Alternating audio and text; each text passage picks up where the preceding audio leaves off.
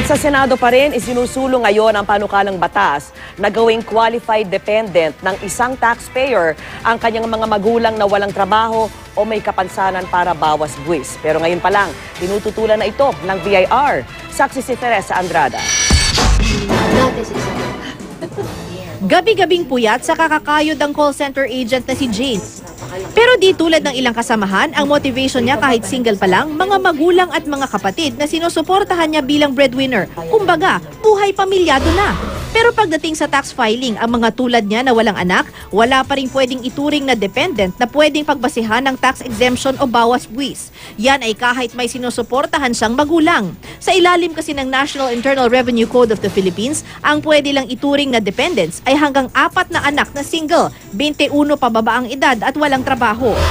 Katulad ko, ang tax ko ay halaga na ng minimum wage ng isang tao. Kaya isinusulong ngayon ni Senador Ralph Recto sa isang panukala na payagang maging qualified dependent na rin ng isang taxpayer ang kanyang mga magulang kung wala silang trabaho o may physical o mental disability at nakatira kasama ng taxpayer.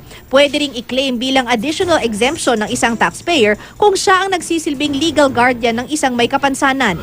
Dapat hindi pahirapan ng pamahalaan ang mga pamilya na alagaan ang kanilang mga magulang. Malaking bagay, lalo't sa ngayon bawat qualified dependent ay tinutumbasan ng 25,000 pesos na tax exemption.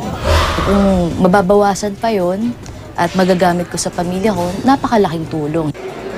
Bagamat may ilan ang sumusuporta sa Kamara kung saan kailangan itong magkaroon ng katapat na panukala, tinutulan na agad ito ng Bureau of Internal Revenue o BIR. Anytime there's an exception, that's a tax eroding measure, no? And the second thing is probably it will be very difficult to implement, no? The objective now is to plug leakages. This is opening another leak in the collection effort. Mahirap daw i-monitor kung talagang may magulang na umaasa sa isang taxpayer.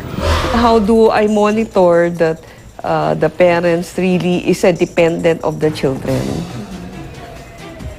Then secondly, mas madali kumuha ng birth certificate, diba? Yung birth, alam mo, pinanganak, so compute 21. Yung parent, buti kung magre-report sila sa amin na namatay na yung parent nila. Teresa Andrada, ang inyong saksi.